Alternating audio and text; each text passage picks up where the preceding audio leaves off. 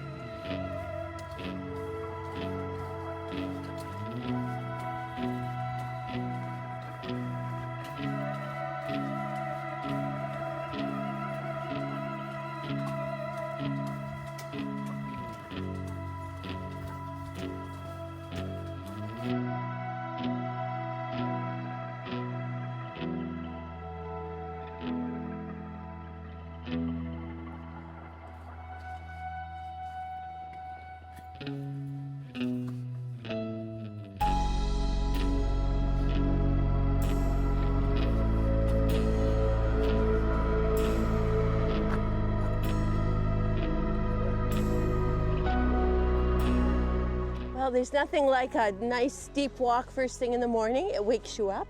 And here I'm outside the Fortezze Zancinello. It dates back to as early as the 11th century, built for the Luni bishops, the bishops of Luni. This area, this city, in fact, Sarzana, was known as Luna, and it's so close to where the marble comes from, the Carrara marble, that historically the Carrara marble was known as Luna stone.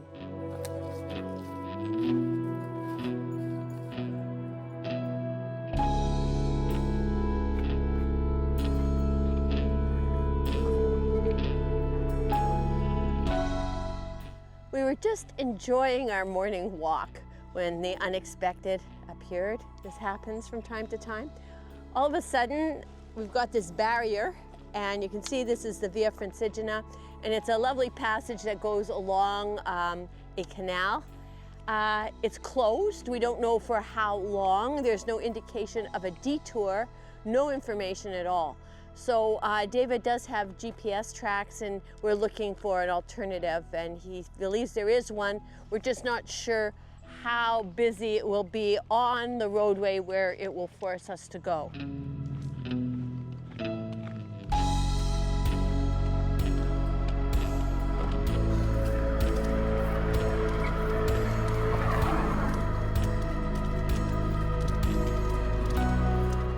Okay, that wasn't so bad after all. We just went down a major street, but not too bad. And you can see we're back on the canal again, so business as usual. Come on.